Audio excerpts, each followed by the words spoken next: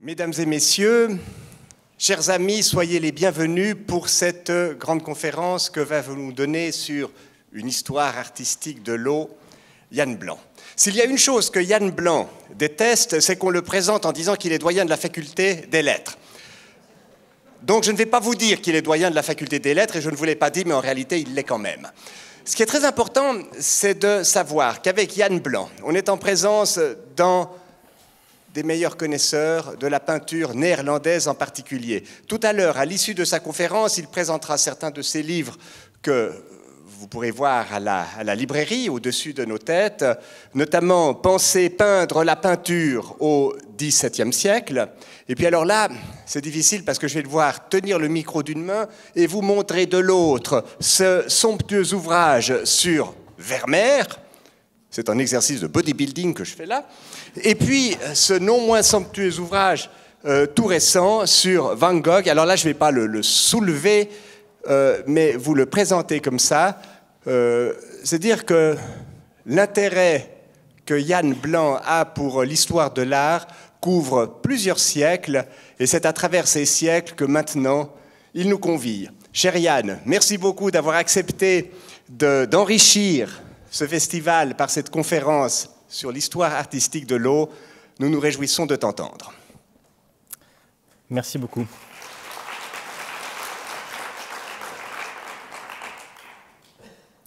Bonjour à toutes et à tous. Un grand merci pour commencer au Festival d'Histoire et Cité de m'avoir invité à vous parler de l'eau dans l'art. Vous voulez que je parle plus fort? Le micro ne suffit pas? Je ferai comme s'il n'y avait pas de micro alors. Ça marche pas du tout? Si, ça marche. Un peu plus haut? D'accord. Donc je voulais remercier... Ah, ça marche mieux. Ça fait presque peur. Donc je voulais remercier donc, le Festival Histoire et Cité, mais je ne suis pas sûr qu'il faille les remercier du sujet qui m'a, je ne dirais pas, été imposé, ou du moins suggéré, car, je dois le dire, c'est un sujet fort difficile à traiter. Ouvrons les pages du grand Robert pour s'en convaincre.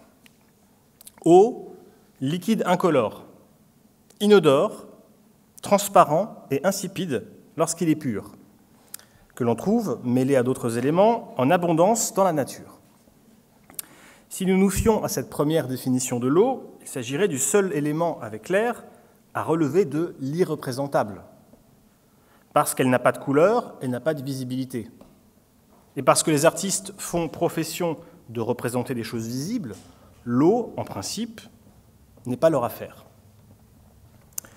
Parler d'une eau claire, limpide, transparente, relèverait de ce point de vue d'un pléonasme. L'eau, en tant qu'élément chimique, peut être évidemment l'objet du regard scientifique. Le savant décomposera sa structure en distinguant les deux atomes d'hydrogène et l'atome d'oxygène qui la constituent. Mais l'eau peut-elle être l'objet de l'artiste, qui ne peut représenter que ce qu'il a ou ce qu'il pourrait avoir sous les yeux. À cet argument, on peut naturellement répondre avec Henri Jarlan que l'eau pure n'existe pas. L'eau naturelle n'est jamais absolument pure, car, indépendamment des composés isotopiques, elle renferme à l'état dissous de nombreux gaz et sels minéraux. Une eau très pure s'obtient au laboratoire par distillation. Pour nous rapprocher du sujet de cette conférence, il nous faut donc retenir une deuxième définition de l'eau, plus large, mais aussi plus imprécise. Celle des manifestations particulières de l'eau, qui sont par exemple évoquées dans le Dictionnaire universel d'Antoine Furetière, publié en 1690. Eau, c'est le troisième des 4 éléments vulgaires, qui est froid et humide par nature. Ce nom se donne à tous les corps clairs et liquides qui coulent sur la terre, comme eau de mer, de rivière, de fontaine, d'étang, de source, de citerne, de puits. Les mêmes circonvolutions sont notables dans le Dictionnaire français de Pierre Richelet, en 1680. Eau, l'un des 4 éléments, élément liquide. Eau claire, belle, nette, profonde, dormante, trouble, obscure, etc. Eau de puits, de rivière, de fontaine, de citerne, etc. Face, vous le voyez, à la définition problématique de ce qu'est l'eau, Furetière et Richelet répondent au fond à côté, pour ainsi dire. Ils font référence à la dimension symbolique et abstraite de l'eau, l'eau comme élément, ou aux différentes formes physiques prises par l'eau, l'eau du puits, de la rivière, de la mer, etc. Plutôt que de définir ce qu'est l'eau, ils préfèrent définir ses différents attributs possibles. Ces hésitations, comme j'aimerais le montrer dans cette conférence, sont aussi celles des artistes, dès lors qu'ils se confrontent à la représentation de l'eau. Représenter, au sens strict du terme, consiste à mettre ou à remettre sous les yeux du spectateur ce qu'il peut ou pourrait voir lui-même dans la nature. Ce mode de représentation coïncide avec ce qu'Abraham Bosse, un graveur et théoricien français du XVIIe siècle, appelle la pourtraiture. La pourtraiture ou portraiture consiste à avoir devant soi les corps qu'on veut copier ou bien les formes dans l'imagination, les dessiner, pourtraire ou représenter sur la dite surface ou tableau, sans autre règle ni mesure que celle que l'œil et le jugement lui en peuvent fournir. Un peintre peut certes s'appuyer sur une observation indirecte de la nature, médiée par sa mémoire, mais s'il veut la pourtraire, il doit la représenter telle qu'elle se présente à son regard. Et dans ce contexte, l'eau échappe à son domaine, en principe, puisque n'ayant pas de couleur, elle ne dispose pas de qualité visible dans sa pureté. La seule manière de la rendre visible est, pour paraphraser Roger de Pile, un amateur et théoricien de l'art français de la fin du XVIIe siècle, de montrer ses manifestations. Non point l'eau comme élément singulier, mais les eaux, c'est-à-dire l'ensemble des formes visibles que l'eau peut prendre dans la nature. Les choses qui sont particulières au paysage et sur lesquelles on peut réfléchir sont, à mon avis, les sites, les accidents, le ciel et les nuages, les lointains et les montagnes, le gazon, les roches, les terrains, les terrasses, les fabriques, les eaux, le devant du tableau, les plantes, les figures et les arbres. Mais en formulant ainsi le problème, nous faisons que le déplacer, car même lorsqu'elle se présente sous des formes non pures, l'eau demeure très difficile à représenter. De Pile le reconnaît d'ailleurs dans un passage qui résume les enjeux qui viennent d'être envisagés et sur lesquels je reviendrai à plusieurs reprises dans cette conférence. Le paysage doit une grande partie de son âme à l'eau que le peintre y introduit. On l'y voit de différentes façons. Elle y est tantôt impétueuse lorsqu'un orage la fait déborder, lorsqu'à la chute des rochers, elle rejaillit et remonte contre elle-même, ou lorsqu'ayant été pressée par quelque corps étranger, elle s'en échappe et se divise en une infinité d'ondes argentines, qui, par l'apparence de leurs mouvements et de leurs murmures, séduisent agréablement nos yeux et nos oreilles. Tantôt tranquille, elle serpente dans un lit sablonneux, tantôt privée de mouvement, elle nous sert d'un miroir fidèle pour multiplier tous les objets qui lui sont opposés et qui, en cet état de repos, lui donnent encore plus de vie que lorsqu'elle est en sa plus grande agitation. L'eau ne convient pas à toutes sortes de sites, mais pour la rendre véritable, les peintres qui en introduisent dans leurs tableaux doivent être parfaitement instruits de la justesse des réflexions aquatiques.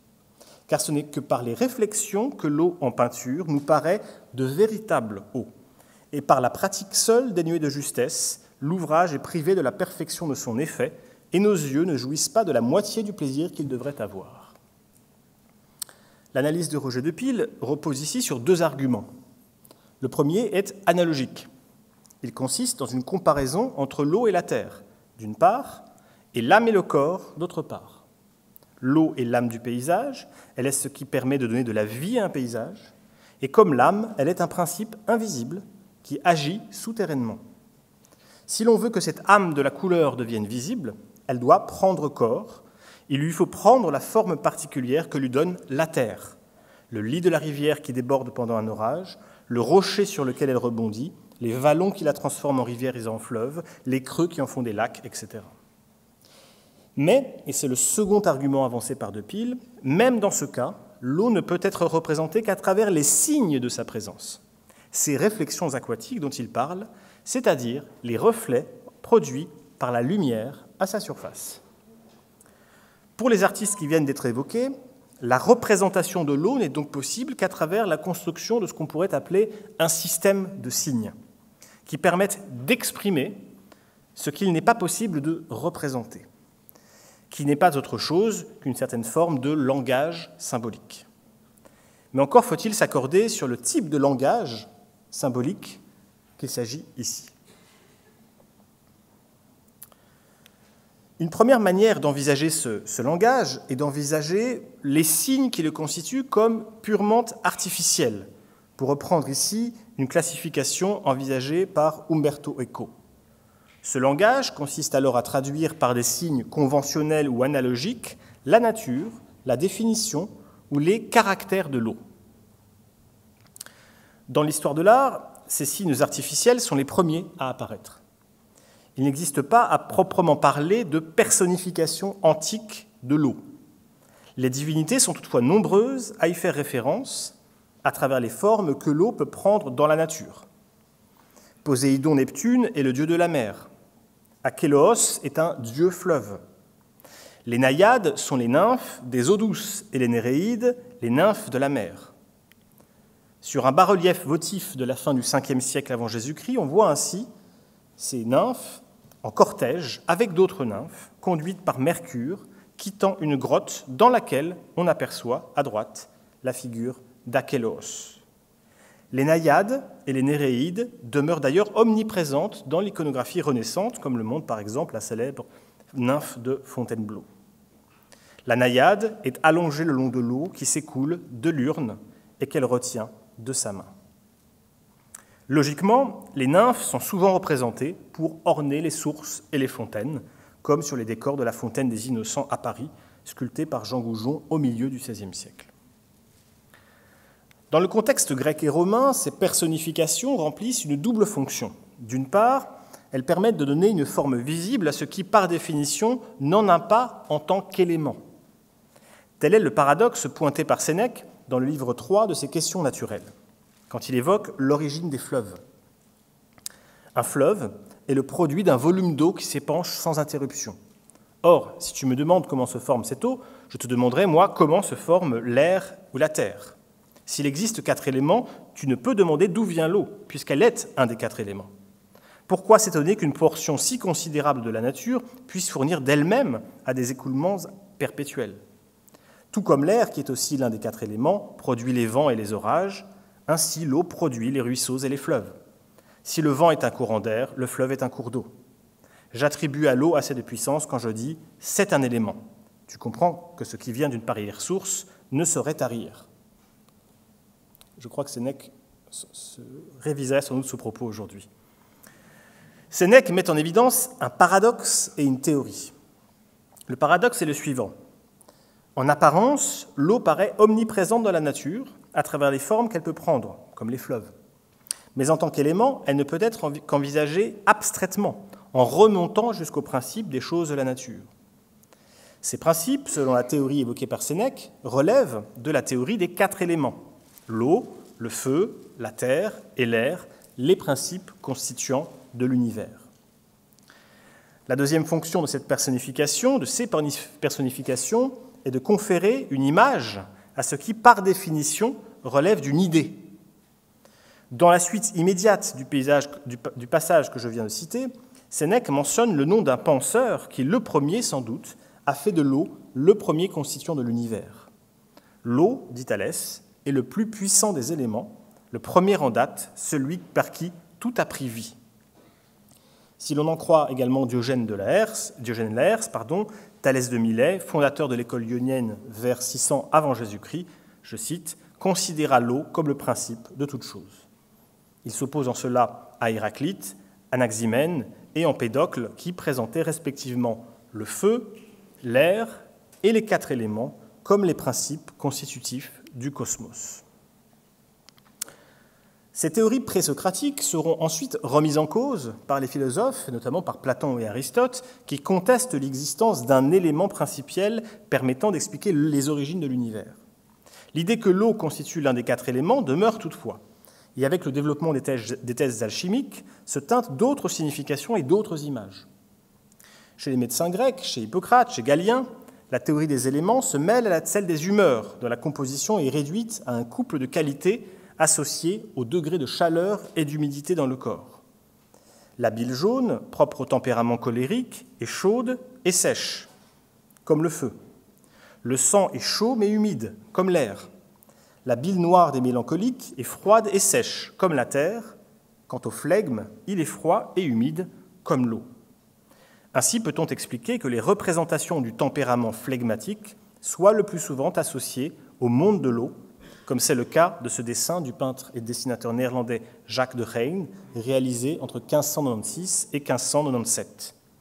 La mer, ainsi que les poissons récoltés dans la nasse du pêcheur, évoquent les thèmes hippocratiques de la froideur et de l'humidité. Durant l'Antiquité tardive, la théorie des quatre éléments investit par ailleurs l'iconographie chrétienne, et dans plusieurs contextes. Le premier est la création du monde. Au commencement, Dieu créa le ciel et la terre, or la terre était vague et vide, les ténèbres couvraient l'abîme, l'Esprit de Dieu planait sur les eaux. Une conception élémentaire de la Genèse que l'on peut également retrouver dans les représentations de la création de l'homme. On peut le voir en bas à gauche de cette feuille, tirée d'un exemplaire de l'Anti-Claudianus d'Alain de Lille, qui date du XIIIe siècle et qui est conservé aujourd'hui à Vérone, où la nature forme un nouvel homme à partir des quatre éléments. L'eau, avec le feu, la terre et l'air, fait ainsi partie de l'outillage allégorique permettant de symboliser l'ensemble de l'univers. Au XIIe et XIIIe siècle, ces éléments se retrouvent sur le pied de croix sur lequel le Christ a été crucifié, le pied de croix de Saint-Bertin, fabriqué vers 1180, sans doute dans un atelier d'orfèvre de l'abbaye de Saint-Bertin. Les figures des quatre évangélistes, qui servent de support à la base, y sont associées aux quatre éléments représentés sous la forme de petits bustes, placés au niveau du chapiteau. L'air, par exemple, est évoqué à travers une figure qui lève les bras vers le ciel et qui tient un phylactère, une probable représentation du centurion Cornelius qui affirme la divinité du Christ. L'eau, que l'inscription désigne comme la mer, marée, prend la forme d'un homme tenant un poisson. C'est ainsi l'univers tout entier, résumé à ces quatre éléments, qui assistent et témoignent du sacrifice du Christ sur la croix pour sauver les hommes. Ces différents éléments sont d'ailleurs associés aux scènes qui ornent la calotte hémisphérique de la base. L'eau est évoquée à travers la scène du frappement du rocher, évoquée dans le livre de l'Exode, au cours de laquelle, alors que le peuple d'Israël souffre de la faim et de la soif dans le désert, Moïse frappe un rocher d'où jaillit l'eau. L'eau apparaît comme l'élément donc de la purification.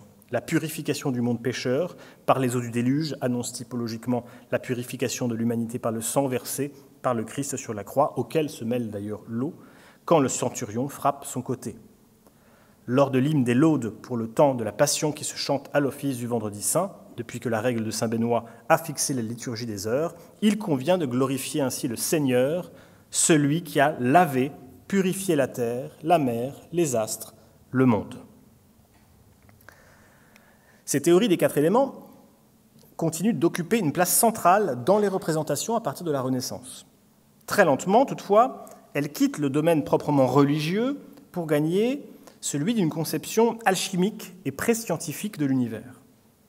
Chez le philosophe et théologien Paracels, l'interprétation de la nature est toujours fondée sur une ontologie chrétienne sans que la question de la présence ou de l'intervention divine ne soit systématiquement thématisée. L'univers est composé, chez lui, de deux couples d'éléments. La terre et l'eau sont des éléments qualifiés de corporels. Ils constituent la matière brute du monde, qui est animée d'une part par le feu, qui réside dans les quatre éléments, et constitue dans l'alchimie paracelsienne l'image ou la figure de l'âme du monde, et d'autre part par l'air, qui correspond au ciel des astres. Aucun élément n'existe par et pour lui-même. Il ne devient réel qu'à travers les combinaisons qui le lient aux trois autres, ce qui explique sans doute qu'à partir de la Renaissance, la représentation isolée de l'eau devient fort rare. Dans son Iconologia de 1593, l'un des manuels allégoriques les plus célèbres de la fin du XVIe siècle, très souvent utilisé par les artistes, Cesare Ripa propose un résumé simplifié des différentes théories qui viennent d'être évoquées. Dans son texte introductif, ici traduit par Jean Baudouin en 1643, il explique « Les quatre éléments par la composition desquels se font les générations naturelles participent en un souverain degré aux quatre premières qualités, à l'égard desquelles se trouvent aussi en l'homme quatre complexions, quatre vertus, quatre sciences principales, quatre arts plus nobles, quatre saisons de l'année, quatre situations, quatre vents, quatre différences locales et quatre causes ou sujets des sciences humaines. » Comme en écho aux enjeux que j'ai exposés en introduction de cette conférence, il ajoute « Ces éléments peuvent être agréablement représentés avec leurs visibles effets sans aucun hiéroglyphe métaphorique. ce qui ne me semble pas hors de propos afin d'étaler aux yeux de tous toutes les choses qui peuvent tomber sous la vue, les anciens en ayant ainsi usé avec beaucoup de raison, ce me semble. L'eau est ainsi décrite en étroite relation avec les autres éléments. L'eau est figurée par une femme nue, assise sur un nuage. Elle tient un sceptre dans la main droite et s'appuie de la gauche sur une urne, d'où s'épand de l'eau en abondance, ayant derrière elle quantité de cannes et de roseaux. On ne donne pas le sceptre à cet élément sans une grande raison, étant véritable qu'il n'y a rien de si nécessaire à la vie humaine que l'eau, de laquelle le poète Hésiode et Thalès Milésien ont écrit que non seulement elle est le principe de toute chose, mais la reine de tous les éléments. En effet, c'est elle qui consume la terre, qui éteint le feu, et qui, s'épandant par l'air où elle tombe, est cause de toutes les choses dont l'homme a besoin, naissant ici-bas. À raison de quoi les anciens l'avaient en si grande vénération que lorsqu'ils juraient par elle, comme le remarque Virgile, il fallait tenir tel serment pour irrévocable. C'est plutôt sur cette interconnexion que les savants et les artistes insistent dans leurs œuvres, même lorsque les progrès de la science expérimentale amènent lentement à se défaire des préjugés alchimiques sur la composition magique de la matière. Dans son Viridarium Chemicum, vaste compilation de textes alchimiques publiée en 1624, 13 ans seulement avant le discours de la méthode de René Descartes, le médecin bohème Daniel Stolz von Stolzenberg insiste encore sur la composition élémentaire du monde. Une pensée animiste que l'on retrouve dans de nombreuses représentations qui, depuis la Renaissance, tentent de résumer la structure physique de l'univers à ses éléments constituants en quittant le cercle limité de l'illustration des ouvrages cosmologiques et théologiques pour entrer dans celui plus large de l'allégorie et du symbole. Dans l'image du monde, un manuscrit de Gossuin de Metz réalisé en 464 pour Johann Leclerc, un libraire de Bruges, la théorie des 4 éléments est assujettie à une explication chrétienne de la création du monde. C'est bien la Dextra Dei qui, par sa puissance performatrice, lève la terre, guide les eaux, répand les étoiles dans le ciel et fait naître le feu. Un siècle plus tard, ce sont les mêmes idées qui président à la production en 1566 d'une série consacrée par le peintre Giuseppe Arcimboldo aux 4 éléments. Cette série est destinée à l'empereur Rodolphe II, empereur très chrétien, mais également féru d'astrologie et d'alchimie. Les éléments n'y sont plus de simples composants de la matière du monde. L'eau est ainsi présentée comme un principe créateur. Elle engendre ou permet d'engendrer des poissons et des fruits des mers, des perles et des coraux. Et elle prend la forme d'une femme dont le regard se confond avec celui d'un poisson-lune. Ainsi anthropomorphisée, l'eau est décrite comme ce qui permet et conditionne la vie humaine. C'est encore la même idée qui guide 4 ans plus tard le pinceau de Joachim Beukeler, qui se saisit du prétexte d'une série de 4 tableaux consacrés aux 4 éléments pour procéder, en tant que bon spécialiste de la représentation de scènes de marché, à un véritable inventaire du vivant, des produits de la terre à ceux des cieux, des viandes cuites sur les brasiers et dans les cheminées, jusqu'aux poissons crus tirés des mers. Pour ces artistes, on le voit, le défi n'est plus seulement symbolique, mais, je dirais, anthropologique.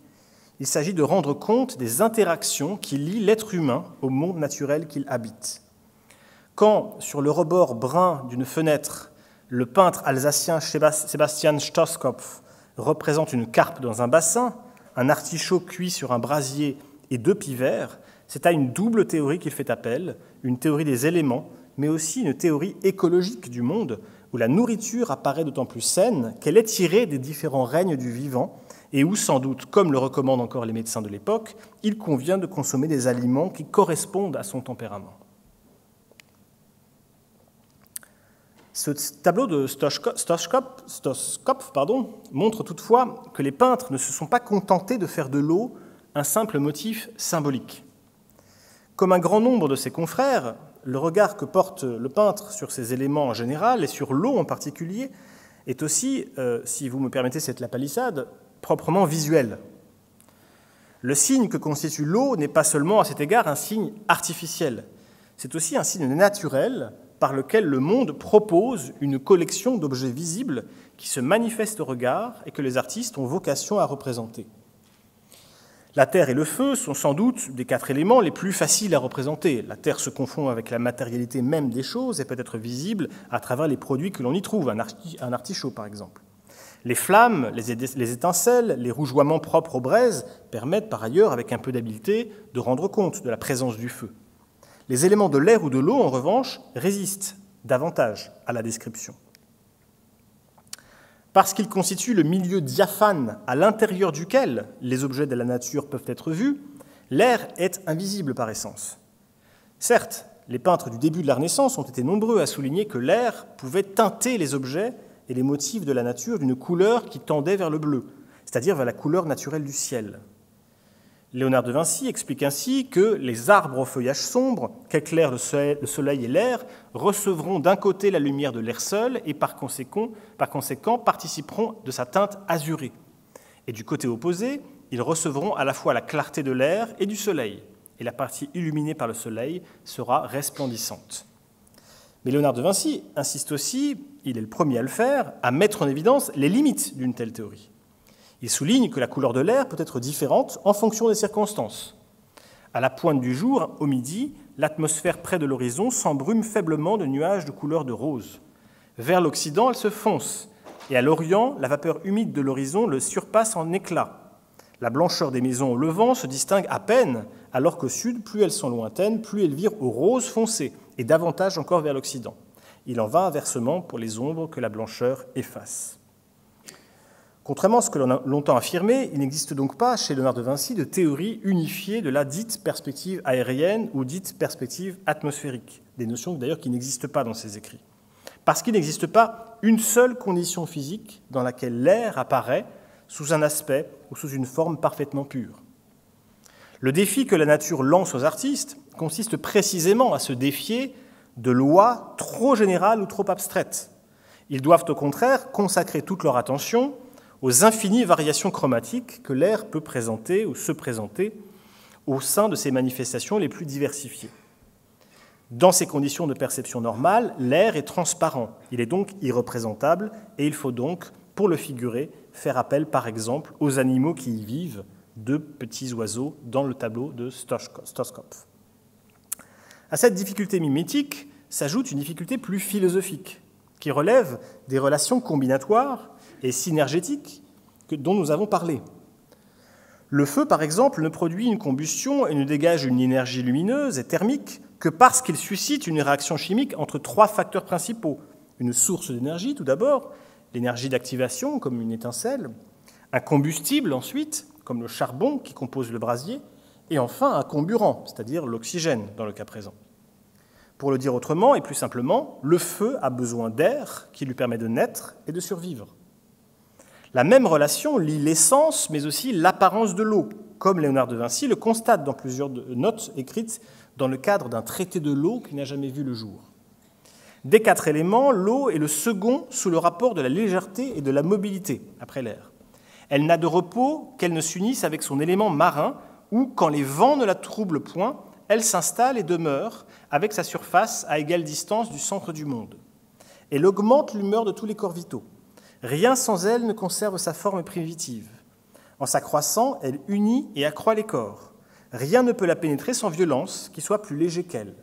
Sous l'action de la chaleur, c'est-à-dire du feu, elle s'élève volontiers dans l'air, en vapeur subtile. Le froid la congèle, la stagnation l'altère. Autrement dit, la chaleur la met en mouvement et le froid la glace, l'immobilité la corrompt. Elle emprunte toutes les odeurs, couleurs et saveurs et n'a rien en propre. Elle s'infiltre à travers tous les corps poreux. Contre sa furie, nulle défense humaine ne prévaut, ou si cela est, pas longtemps. Cette fascination léonardienne pour les éléments de l'air et de l'eau, mouvants et informes par essence, se traduit dans les nombreux dessins qu'il a consacrés aux tempêtes, aux orages, mais aussi aux tourbillons, aux fleuves, et dont on retrouve la trace dans un certain nombre de ses tableaux. Les mêmes problèmes sont posés dans le tableau de Stoskopf, mais de manière différente. Le peintre alsacien semble partir du principe simple que l'eau ne peut être visible, d'abord, que parce qu'il existe de l'air dans lequel la lumière peut faire voir les choses qui s'y trouvent, mais aussi que parce qu'il existe un élément solide à l'intérieur duquel cette eau est maintenue. Les trois éléments sont donc condensés dans l'image de la bassine. L'eau est visible grâce à ce contenant de bois qui la met en forme, et dans la mesure où une source de lumière, ici située en dehors du champ du tableau, éclaire sa surface. Comme on le voit, pour peindre l'eau, il convient de comprendre, ne serait-ce qu'empiriquement, la manière dont les formes prises par l'eau, ainsi que les formes des objets qu'elle renferme, réagissent à la lumière. On notera par exemple que dans le tableau de Stoskopf, l'eau répond aux mêmes conditions d'éclairage que la bassine qui la contient. La couleur du bois de la bassine est visible grâce à une source de lumière, située, je l'ai dit, en dehors du champ du tableau, en hauteur, et qui provient de notre gauche. La partie gauche de la surface de la bassine est donc plus sombre que la partie droite. Et l'on note dans la partie droite, à la surface de contact entre l'eau et le bois de la bassine, quelques petites touches de blanc très fines qui rendent compte des reflets de la lumière, mais aussi sans doute du très léger tremblement de sa surface. Un examen plus approfondi de la forme lenticulaire prise ici par l'eau permet de constater la présence d'une deuxième zone plus sombre dans la partie inférieure de la bassine et à proximité du poisson. Vous voyez ici. Là, c'est la surface. Et vous avez une deuxième zone à l'intérieur de cette première forme lenticulaire. Il ne s'agit pas de l'ombre portée du poisson. On distingue celle-ci sous son corps, se découpant sur le fond de la bassine. Il s'agit donc plus probablement de l'ombre du bord antérieur de la bassine, ici, qui se reflète à l'intérieur de la masse aquatique et qui frappe ainsi la partie opposée. L'œuvre de Stoskopf montre que la représentation de l'eau suppose aussi de s'intéresser aux différentes règles optiques qui en conditionnent la visibilité. Parmi elles, deux méritent d'être signalées. La première est la diffraction des rayons lumineux, c'est-à-dire le comportement des rayons lumineux lorsqu'ils rencontrent un obstacle, une ouverture ou un corps plus ou moins diaphane. Je viens de l'évoquer rapidement et de manière simplifiée en parlant de la manière dont Stoskopf traduit dans son tableau le comportement de l'ombre de la partie antérieure sur la partie du fond de la bassine. La deuxième règle optique fondamentale est la réfraction des rayons lumineux, c'est-à-dire la manière dont les rayons lumineux fléchissent, se courbent à l'interface entre deux milieux dont les vitesses de phase diffèrent d'un point de vue physique ou chimique. Rassurez-vous, je vais clarifier les choses. Stoskopf en rend compte de deux manières dans son tableau. D'abord, il nous offre la possibilité de comparer la taille des objets qui composent son tableau. Son choix de poser deux pivers sur le même rebord que la bassine et le brasier est crucial. Il permet de mettre en relation les teintes et l'aspect de ces deux oiseaux, vus et représentés à l'air libre, et ceux du poisson, représentés dans son milieu aquatique. Ensuite et comparativement, le corps du poisson, figuré de profil, semble comme écrasé et affiné. Le peintre traduit en cela le phénomène de réfraction diffuse. Lorsque les rayons lumineux passent d'un milieu diaphane, l'air, dans un autre, l'eau, ils sont déviés par ce que l'on appelle le dioptre RO, c'est-à-dire la surface qui sépare de ces deux milieux, la surface RO, afin de créer ce qu'on appelle communément le phénomène du crayon brisé. Tel est le phénomène que représente ici Stoskopf, pour nous faire sentir la présence de l'eau et l'interposition du dioptre entre le poisson et notre œil. Les phénomènes de réfraction sont connus et théorisés depuis l'Antiquité. On peut penser aux travaux de Ptolémée, d'Ibn Sal. Au moment où Stoskopf peint son tableau, les lois de la réfraction codifiées par Willebord, Snell, René Descartes puis Christian Huygens ne sont pas encore connues, mais inutile sans doute de faire appel à de tels modèles scientifiques complexes. Le travail des peintres, en effet, est moins d'expliquer les phénomènes du monde visible que de les représenter de la manière la plus convaincante et la plus illusionniste possible. Le phénomène de la réfraction peut ainsi être empiriquement connu, comme le montre le tableau de Sebastian Stoskopf, comme un certain nombre de témoignages écrits des artistes eux-mêmes. Je citerai ici un texte assez peu connu mais fort intéressant, le Grote Wereld in klein schilderd, of schilderachtig tafereel van 's werelds schilderijen. Dans une langue moins barbare, s'il y a des néerlandais dans la salle, c'était une blague. Le grand monde peint en petit, ou tableau pittoresque des peintures du monde, un texte publié en 1692, Willem Beurs, qui est un peintre, décrit très exactement les phénomènes de diffraction de la lumière dans un verre d'eau, avant de se défendre auprès de son lecteur de toute ambition proprement scientifique, même s'il a sans doute une petite formation de géométrie. On le verra dans un instant. Tout comme la réflexion des ondes lumineuses sphériques a joué un rôle dans le chapitre précédent, il a consacré tout un autre chapitre sur cette question en général, la courbure des rayons lumineux est également pertinente ici, mais à la surface de choses faites d'autres substances, notamment translucides. Et là, il évoque la question du verre. Dans ce cas, les rayons sont réfractés, soit à angle droit, soit de façon tangentielle, selon que les rayons lumineux commencent à ralentir ou à accélérer lorsqu'ils traversent la substance, lorsqu'ils traversent le dioptre. Toutefois, nous n'approfondirons pas ces sujets du point de vue mathématique, comme l'a fait M. Christian Huygens, son compatriote en l'occurrence, sachant que s'il s'intéresse à la Stilleben, ce qu'on appellera au XVIIIe siècle la nature morte, un peintre peut toujours placer la nature devant lui et qu'il lui suffit alors de maintenir la même lumière et le même point de vue pour l'entièreté de son tableau. Boers admet être incapable d'entrer dans le détail ni les subtilités des démonstrations exposées 2 ans plus tôt par Christian Huygens dans son traité de la lumière. Il compare toutefois le travail du peintre, représentant un verre d'eau, à celui du physicien. La tâche du second est de proposer des explications scientifiques aux vérités d'expérience, observées et illustrées par les peintres. Je cite à nouveau Boers, tels que sont les rayons de lumière qui s'étendent en droite ligne, que les angles de réflexion et d'incidence sont égaux et que dans les réfractions, le rayon est rompu suivant la règle des sinus. Vous voyez qu'il connaît un tout petit peu de mathématiques tout de même. Par des moyens différents, le savant et le peintre analysent également le monde. Cette analyse permet assurément au peintre d'affirmer la dimension libérale et intellectuelle de son art, ainsi comparée aux sciences les plus respectées. Mais elle n'est possible, et ce sera le 3e point de cette 2e partie, qu'à travers la matérialité de ses couleurs. Constatons en effet que l'eau peinte par Stoskopf n'est visible qu'à travers un contraste de teintes.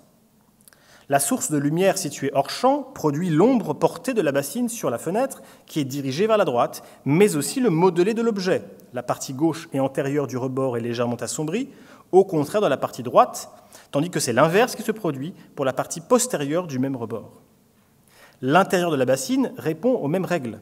Puisque la source de lumière vient de la gauche, la partie droite est éclairée, tandis que la partie gauche est plus sombre. Sur ce fond coloré, la masse aquatique est distinguée à travers des teintes plus sombres qui, vous le voyez, tirent vers une sorte de gris-vert et auxquelles répondent les couleurs utilisées pour peindre le corps du poisson. Il est probable, à cet égard, que le peintre a d'abord représenté l'entièreté de la bassine, afin ensuite d'y superposer les couches picturales de l'eau et de la carpe qui s'y trouvent. Ces couleurs permettent de distinguer des effets de matière. La densité mate et opaque du bois de la bassine est opposée à la matière diaphane de l'eau qui y est recueillie. Il s'agit aussi de conserver au motif une unité chromatique qui lui permet de ne pas jurer avec le reste de la composition. On notera d'ailleurs que la réutilisation de certaines des teintes orangées employées dans cette partie de la composition pour les braises près de l'artichaut, ainsi que pour la représentation du rebord. Cette unification chromatique est également notable à l'intérieur même de l'élément aquatique. Comme je l'ai déjà noté, pour assombrir la zone où l'eau est représentée, le peintre utilise les teintes qui sont également celles qu'il emploie pour représenter le corps et les écailles de la carpe. Le corps de l'animal est lui-même l'objet d'une attention toute particulière, puisque le peintre cherche manifestement à traduire le brillant de ses écailles. Les couleurs utilisées pour figurer la partie inférieure du corps, qui tire vers l'orange et le jaune, se rapprochent de celles de la bassine elle-même, et notamment de son fond. Il est probable que, ce faisant, le peintre cherche à montrer comment la lumière, réfléchie par la matière boisée du fond de la bassine, est renvoyée sur la partie du corps de la carpe, qui en est le plus proche, et qui prend ainsi une partie de sa couleur. Peindre l'eau suppose donc, on le voit, des qualités que les historiens de l'art qualifieraient de coloristes. L'eau n'a pas de forme en elle-même. Comme un caméléon, elle prend la forme des récipients ou des espaces qui la recueillent. Ses contours ne sont pas les siens, mais ceux de ses contenants. Dans le tableau de Stoskopf, la régularité de l'ovale de la bassine permet de restituer la forme prise par l'eau à l'intérieur du récipient qui l'accueille. Le peintre montre ainsi qu'il est conscient de la nécessité de dessiner parfaitement la forme géométrique qui contient l'eau. Mais cette eau en elle-même, c'est-à-dire dans sa matérialité visible et phénoménale, n'est possiblement représentable que par et dans la couleur. Sa présence, sa densité, sa manière de répondre aux lumières environnantes, de les refléter ou de les étouffer, tous ces éléments ne peuvent être transcrits que par des couches de pigments. déposés à la surface du tableau et recréant l'illusion de la matière aqueuse. L'eau, à cet égard, n'est plus seulement un signe artificiel ou naturel, elle est un signe artistique, qui marque la capacité du peintre à maîtriser l'ensemble du champ technique et visuel de son art, et même à le transcender, voire à le transgresser, en partant à l'exploration des limites mêmes de la représentation. Pour nous en convaincre, nous pouvons revenir encore au lien entre représentation de l'eau et peinture coloriste. Quand Roger de Pile, cité tout à l'heure, explique que, je cite, « le paysage doit une grande partie de son âme à l'eau » que le peintre y introduit, il assimile directement l'élément aquatique à la question de la couleur. Il affirme, dans les mêmes textes que ceux que j'ai évoqués, que le coloris est au dessin ce que l'âme est au corps. D'abord, le peintre ébauche son sujet par le moyen du dessin et le finit ensuite par le coloris qui, en jetant le vrai sur les objets dessinés, y jette en même temps la perfection dont la peinture est capable. À l'égard d'être plus ou moins nécessaires pour faire un tout, les parties essentielles sont également nécessaires. Il n'y a point d'homme si l'âme n'est jointe au corps, aussi n'y a-t-il point de peinture si le coloris n'est joint au dessin. Cette assertion pourrait de prime abord nous paraître banale. Il est commun depuis l'Antiquité d'affirmer que l'art a une âme et un corps, que les artistes se distinguent des artisans en ce qu'ils s'adressent d'abord à l'âme ou à l'esprit plutôt qu'au corps ou à la matière, et que cette différence fonde la distinction entre les arts dits libéraux et les arts dits mécaniques. Cette différence a toutefois conduit la plupart des artistes et des théoriciens de l'art, en tout cas pour la première partie de la période moderne, à faire généralement du dessin l'âme de la peinture. Du dessin dépend en effet la conception de l'œuvre dans ses dessins préparatoires, ce à quoi fait allusion de Pile dans le passage que je viens de citer, mais aussi la conception intellectuelle de l'œuvre, que l'on retrouve dans la notion italienne de disegno, ou dans celle française de dessin avec un « e ». Le mot de dessin, dans les deux sens du terme, est toujours orthographié avec un « e » en français jusqu'au milieu du XVIIIe siècle. Donc on met dans le même mot le sens de dessin au sens graphique et le sens de dessin au sens de conception intellectuelle. Ainsi, dans une conférence prononcée au début de l'année 1672, Charles Lebrun affirme qu'assurément, le peintre ne peut être parfait qui ne sache bien appliquer les couleurs, ni un tableau ne saurait être accompli en toutes ses parties, que la couleur n'y soit employée doctement et avec économie. Mais je dirais aussi que cette doctrine et cette économie viennent du dessin, et qu'en un mot, tout l'apanage de la couleur est de satisfaire les yeux, le corps, au lieu que le dessin satisfait l'esprit, l'âme. Dans ce cadre esthétique, l'affirmation du primat de l'eau, et dans une moindre mesure de l'air sur les autres éléments, et en particulier sur la terre et le feu, surgit comme une transgression significative de la manière habituelle de penser les rapports du dessin et du coloris. Parce que l'eau est mouvante et informe par définition, elle n'est pas réductible au dessin. Elle lui échappe, et elle ne peut être traduite que par le coloris. Elle est, pour ainsi dire, le malin génie de la peinture, qui, contrairement à la sculpture, a besoin de la couleur pour s'exprimer. C'est la raison pour laquelle, dès qu'il le peut, Roger de Pile insiste sur le talent des peintres coloristes, ou ceux dont les talents les poussent parfois dans la direction du coloris, dans la représentation des eaux. Ainsi explique-t-il que Sébastien Bourdon est l'un de ceux, je cite, qui a donné plus d'âme aux eaux et qui les a traitées avec plus de génie. Il est vrai que l'eau est omniprésente dans le paysage exécuté par Sébastien Bourdon à son retour de Rome, où cet élément est souvent traité avec suffisamment de variété pour que le spectateur ait le sentiment de la voir sous différentes formes, lacs, rivières, mers, etc. On peut également penser aux tempêtes de Peter Paul Rubens, peintre que Roger de Pile plaçait au-dessus de tous les autres pour la force et la cohérence de son coloris, et où l'eau apparaît comme le moyen de dissoudre les formes de la composition, au profit d'une conception totale du coloris, comme pur jeu de masse et de teintes, savamment assemblées les unes aux autres. Pour Roger de Pile, le coloris est l'âme de la peinture, et l'eau comme l'âme de cette âme.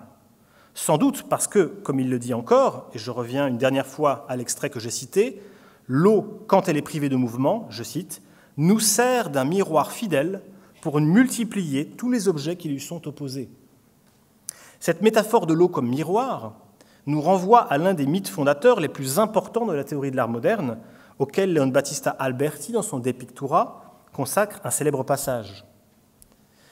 J'ai pris l'habitude de dire à mes proches que l'inventeur de la peinture, selon la formule des poètes, fut ce Narcisse, qui se vit changer en fleur, car si la peinture est bien la fleur de tous les arts, alors c'est toute la fable de Narcisse qui viendra merveilleusement à propos.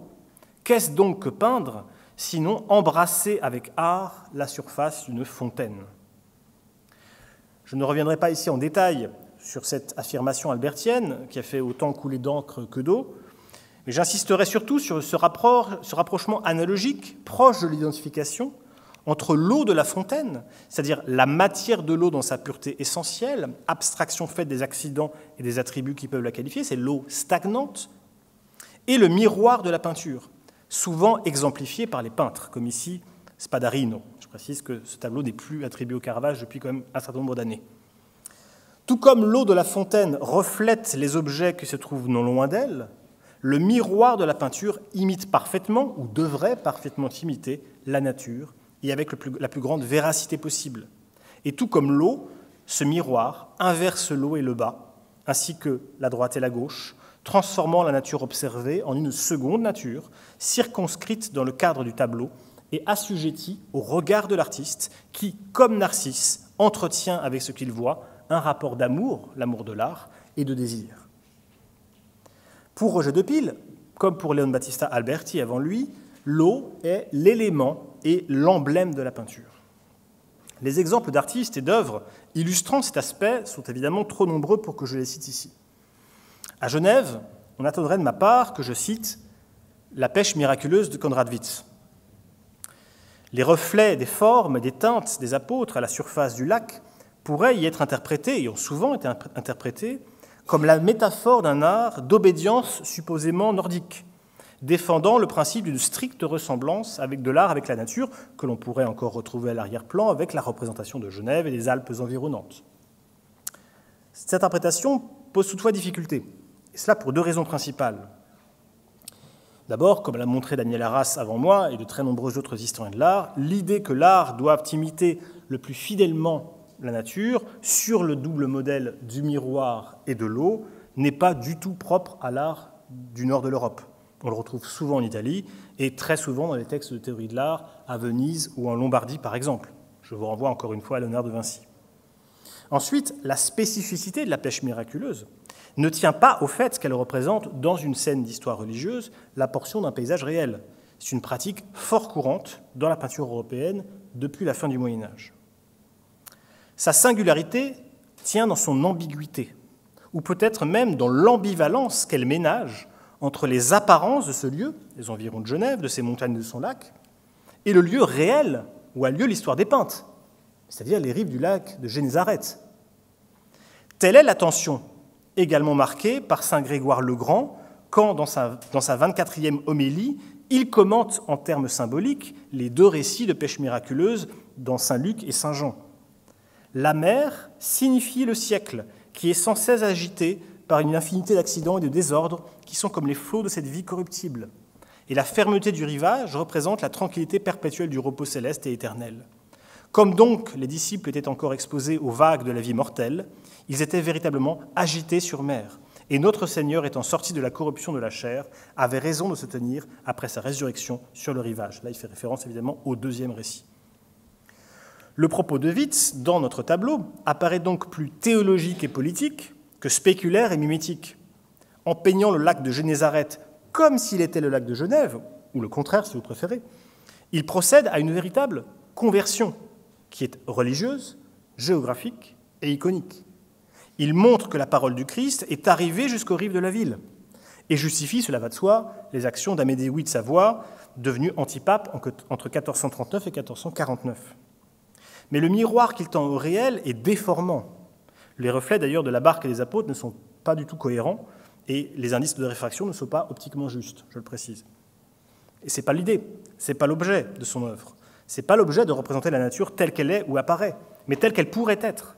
Il s'agit pour Witz de faire valoir le vraisemblable sur le vrai et l'allégorie sur l'image à proprement parler. Il n'en est pas de même, par exemple, de la célèbre vue de Delft de Johannes Vermeer. Dans ce tableau peint 2 siècles après la pêche miraculeuse, le peintre hollandais donne au spectateur le sentiment de se trouver face à sa ville, qui est ici vue du sud. Une comparaison de ce paysage avec les vues de la ville réalisées au XVIIe siècle montre que, selon toute probabilité, Vermeer a modifié la taille, les proportions et la position des différents bâtiments de Delft. On le voit ici si on compare le tableau avec un dessin d'Abraham Rademacher, qui, c'est une chance, est pris exactement du même point de vue. Mais ces réaménagements n'ont pour but que de faciliter la visibilité et la lisibilité d'un paysage où les eaux du canal se présentent comme un véritable miroir sur lequel se reflètent les principaux éléments de la composition jusqu'aux nuages. L'enjeu, comme la composition du tableau de Vermeer, est donc double. Il est possible que ce tableau ait une dimension symbolique, comme celui de Witz. L'importance visuelle accordée au clocher des 2 églises de la ville, ainsi qu'aux ponts, aux canaux, aux portes de la ville, pourrait illustrer l'idée, souvent véhiculée par les pasteurs, les théologiens, les écrivains néerlandais de cette période, et même de périodes antérieures, que la vie terrestre des hommes n'est que le passage d'étrangers sur la terre, de voyageurs à la recherche de leur salut dans l'au-delà, qui traversent le pont, qui traversent la rivière, etc. Je n'y reviens pas. Cette idée pourrait même être poussée plus loin en faisant du tableau de Vermeer une représentation du thème de la Jérusalem céleste, qui dans l'Apocalypse est montré à Saint Jean. Telle interprétation n'est pas improbable, n'est invérifiable. Et surtout, elle se heurte à la banalité des signes convoqués par la vue de Delft, mais aussi aux efforts déployés par le peintre pour créer le sentiment de la présence physique et matérielle de la ville. Contrairement à son confrère Hendrik Cornelis Vroom, qui dans sa propre représentation de Delft, vue du même point de vue, donne l'impression d'une sorte de frise ou de bas-relief qui se développe à l'horizon et d'une distance assez importante, Vermeer va accentuer la tridimensionnalité de l'espace urbain pour lui permettre de faire acte de présence. L'usage d'un éclairage contrasté renforce le sentiment de l'immensité du ciel et de la présence visuelle des bâtiments. Il s'agit d'attirer le regard du spectateur vers le centre ensoleillé de la ville, dont les parties éclairées à droite se dessinent grâce à des lignes et des ombres presque noires. On y retrouvera sans doute le fameux petit pan de mur jaune cher à Marcel Proust, plutôt à Bergotte. Pour accentuer l'opposition chromatique entre les bâtiments sombres du premier plan, à gauche, et le fond de ciel clair, Vermeer rehausse plusieurs des contours de ces bâtiments d'une fine ligne blanche que l'on voit à peine. Le paysage est vu à une distance assez importante, dont témoigne la petitesse des figures du premier plan, mais les matières sont traitées comme si elles étaient vues à travers la lentille d'une lunette d'observation, ou peut-être même d'une chambre noire. La surface des pierres du pont entre les 2 portes de la ville est rugueuse, presque brute. Le mortier qui sépare les briques des murs et des édifices est visible. Sur les toits situés à gauche, Vermeer marque l'ondulation des tuiles rouges en appliquant une sous-couche faite de grossières particules de blanc de plomb et de petits grains de sable, ensuite recouverte d'une épaisse couche de peinture couleur saumon qu'il a parsemée de nombreuses fines touches de peinture rouge, brune et bleue. Au sein de cette économie compositionnelle, les éléments de l'air et de l'eau, représentés par le ciel et le canal, fonctionnent comme des espaces à la fois narratifs et descriptifs. Des espaces narratifs, car le vent balayant le paysage, l'air balayant l'eau, explique les petites ridules qui animent les eaux du canal, mais aussi la présence des nuages, dont les ombres survolent une partie des toits de la ville. Mais ce sont aussi des espaces descriptifs, puisqu'ici, les eaux du canal fonctionnent comme un miroir qui, pour le peintre hollandais Samuel van Hoogstraten, un strict contemporain de Vermeer, qui d'ailleurs l'a probablement connu puisque 2 de ses tableaux se trouvent dans la collection de Vermeer, ce miroir est l'emblème même de la peinture, une peinture parfaite en effet, est comme un miroir de la nature. Elle fait que des choses qui n'existent pas paraissent exister et trompent d'une façon permise, amusante et louable. La vue de Delft, en cela, est comme, si vous me permettez cette expression, une vue sur la vue, une manière pour le peintre d'afficher l'ambition de montrer le monde tel qu'il est, ou plutôt tel qu'il le voit. Chez Vermeer, l'eau apparaît ainsi comme le symbole paradoxal de la peinture mimétique qui, pour créer l'illusion de la présence des choses et de la nature, doit les refabriquer à partir des données de la perception de l'artiste. Il s'agit tout à la fois d'un miroir formant et d'un miroir déformant qui signale ce qui est vu et qui distingue la vue du peintre. En cela, l'eau s'inscrit aussi dans une préhistoire de la modernité. Le miroir tendu par l'élément aquatique fonctionne comme le lieu de cristallisation, de l'imitation directe de la nature, mais aussi comme celui d'une remise en cause de l'exactitude optique au profit d'un rapport sensible et personnel au motif, jusqu'à sa propre défiguration. Je n'ai guère besoin d'insister sur ce point en multipliant les exemples, mais l'on pense aisément à l'omniprésence de l'eau dans les compositions impressionnistes, par exemple, dès Impression soleil levant de Claude Monet, où l'on oublie que l'eau occupe une place plus importante que le soleil. Cette omniprésence correspond à un goût croissant pour les loisirs aquatiques, le long des rivières et de la mer. Pour Gustave Caillebotte, vice-président du Cercle de la voile de Paris, la représentation des canotiers et de leurs embarcations constitue un moyen de faire entrer le spectateur dans une forme de modernité sociale et culturelle. Mais la représentation de l'eau et des activités qui lui sont associées permet aussi à ces artistes de continuer d'explorer les ressources propres de leur art en dressant l'inventaire des différentes formes de reflets, de couleurs et de lumière, comme dans ce tableau d'Auguste Renoir, ou en dissolvant les formes jusqu'à les rendre méconnaissables, comme chez le dernier Claude Monet. Dans une célèbre lettre adressée à Gustave Geoffroy le 11 août 1908, Monet, qui perd la vue à la fin de sa vie, témoigne de sa fascination personnelle et singulière pour l'eau. « Sachez que je suis absorbé par le travail. Les paysages d'eau et de reflets sont devenus une obsession. C'est au-delà de mes forces de vieillard et je veux cependant arriver à peindre ce que je ressens. J'en ai même détruit. J'en recommence. Et j'espère que de tant d'efforts, il sortira quelque chose. » Faire face à l'eau ne correspond plus à une pulsion optique, pour parler comme Freud, mais à une pulsion intérieure. Il s'agit, à travers le rendu désormais imprécis de l'eau et de ses incessants mouvements, de traduire les mouvements intérieurs d'une sensibilité qui construit en même temps qu'elle déconstruit le motif, à la surface de l'eau ou de la toile. Comme l'eau, l'artiste fixe et dissout, figure et défigure les formes qu'il représente. Cette double identité, formatrice et déformatrice, du support, est d'ailleurs mise en évidence par l'un des premiers critiques des dernières toiles de Monet, le journaliste Édouard Saradin, qui insiste dans un article publié dans le journal des débats du 12 mai 1909 sur la manière dont Monet construit, si on peut appeler cela, une sorte de cartographie microcosmique de la surface même de sa toile. Chaque toile de M. Claude Monet s'offre comme un poème très restreint, très arrêté dans sa forme et son cadre, où, comme les grands poètes, il a pensé faire tenir de l'infini avec du réel. Ici et là, à la surface d'un miroir liquide borné, en haut de la toile, par une étroite bande de buissons s'étalent, groupés en archipels, les petits plateaux ovales des nénuphars aux fleurs blanches, jaunes et rouges. Vous constaterez qu'il décrit les motifs comme de pures formes, comme des formes à la surface de la toile. Une nappe ? Non, un parterre. Si l'on n'a jamais vu regarder vivre l'eau, pourquoi s'intéresserait-on un instant à ces nymphéas ? L'eau n'est que de l'eau, véritablement, si M. Jourdain, qui s'y connaît, le veut ainsi. Mais dès qu'elle est un miroir, on peut y voir l'univers. M. Claude Monet a voulu cette fois que le miroir fût pour lui et pour nous le plus calme possible, pour qu'il fût aussi le plus profond. Ce miroir contient le ciel, les nuages, les arbres, toute la verdure et les frémissements, les feuilles. Tout s'y reflète, s'y résume, s'y fond, s'y confond. Il contient les heures, depuis l'aurore jusqu'au crépuscule. Si vous aimez l'eau profonde et la peinture harmonieuse, si vous aimez les beaux poèmes qui évoquent la nature et quelques rêves, je vous promets des joies certaines. Un demi-siècle plus tard, à l'occasion d'une visite de l'exposition consacrée par le Kunsthaus de Zurich à Claude Monet en 1952, le peintre américain Ellsworth Kelly découvre à son tour émerveillé les nymphéas et la manière dont l'eau y est représentée par les couches de couleurs plutôt que par les formes elles-mêmes. « Je n'avais jamais vu de tableau comme cela », affirmera-t-il plus tard. Des compositions unies d'un bord à l'autre, de couleurs à l'huile, de peinture à l'huile épaisse, représentant de l'eau avec des nénuphars, sans ligne d'horizon. J'ai eu le sentiment que ces œuvres étaient des déclarations belles et impersonnelles. Impersonnel, en ce sens, c'est quelque chose de positif. C'est-à-dire que c'est une forme de neutralité vis-à-vis de l'objet, un refus de la subjectivité.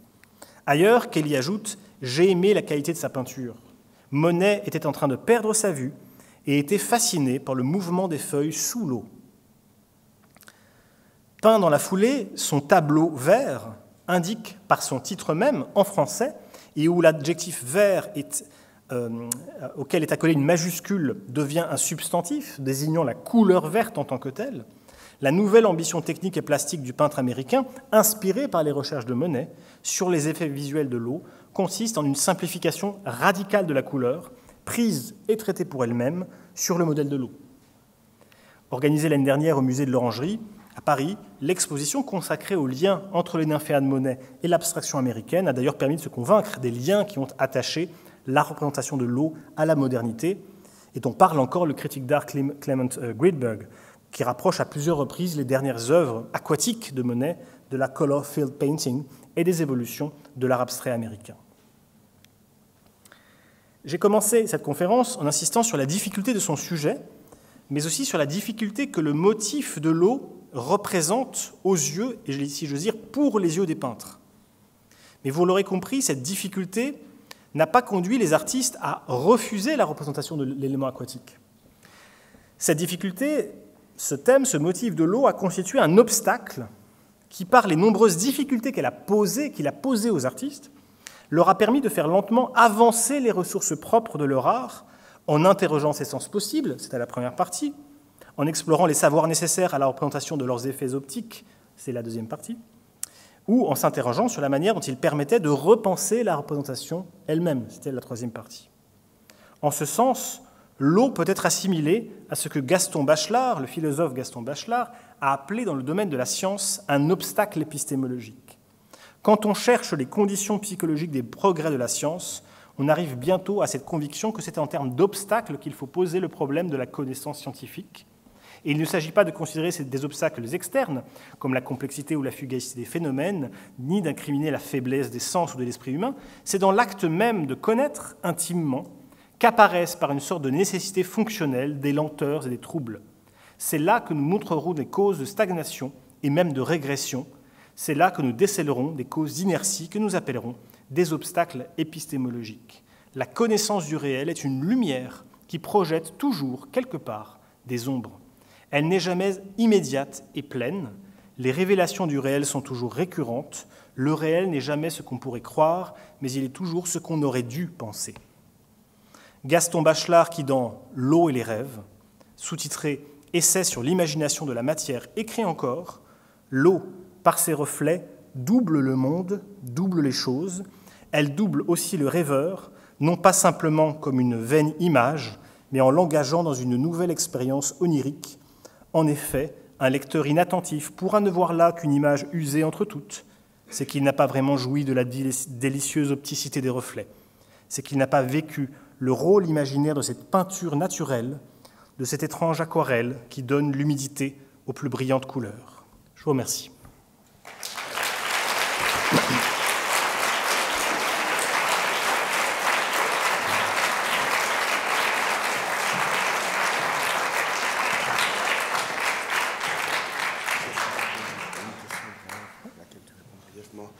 Merci beaucoup à Yann Blanc pour cette belle conférence, pour ce voyage aquatique qui va nous donner longtemps encore à penser. L'heure a avancé, mais je ne voudrais pas priver quelqu'un de la possibilité de poser une question brève avant de vous donner rendez-vous à la conférence de clôture qui aura lieu tout à l'heure à 17h30. Est-ce que quelqu'un souhaiterait prendre la parole ? Qu'il le fasse savoir, qu'elle le fasse savoir en levant la main. Je vais, madame, vous passer mon micro pour votre brève question. Selon votre connaissance, est-ce que l'eau par les peintres a plutôt été, le médium utilisé a été l'huile, le pastel, l'aquarelle, enfin chez les anciens, est-ce qu'il y a un médium qui, selon vous, traduit mieux l'eau ? C'est un aspect que je n'ai pas traité, évidemment, je n'avais pas le temps de l'évoquer, mais c'est vrai qu'à partir du moment où l'on va inventer la peinture à l'huile, c'est-à-dire on va inventer un système de liant très proche du point de vue de sa dilution de l'eau, on va commencer à s'interroger sur la manière de pouvoir, grâce au glacis, c'est-à-dire la possibilité de prendre une couleur avec très peu de, enfin un liant avec très peu de couleur, de pouvoir créer le sentiment de l'humidité, grâce au système du vernis aussi. Donc il y a aussi une réflexion sur le médium qui est posé. Je pense que l'huile a longtemps été considérée comme, sans doute, par son brillant, comme un médium, une technique susceptible de pouvoir mieux imiter les effets de l'eau. Mais comme vous avez vu avec Bachelard, pour Bachelard, il s'intéresse moins à la question de l'effet visuel que la composition. Et évidemment, l'aquarelle, par définition, est plus proche de l'eau par sa composition, puisque c'est l'eau qui va servir avec la gouache. On pourrait dire que la gouache également va servir de liant, en quelque sorte. Donc, c'est une question, là aussi, à poser. Je pense qu'elle a été thématisée au XXe et XXIe siècle par les peintres abstraits, notamment, lorsqu'ils se sont posé la question du médium en tant qu'élément central de leur art. Ça serait aussi quelque chose à creuser dans cette histoire artistique de l'eau. Merci de votre question.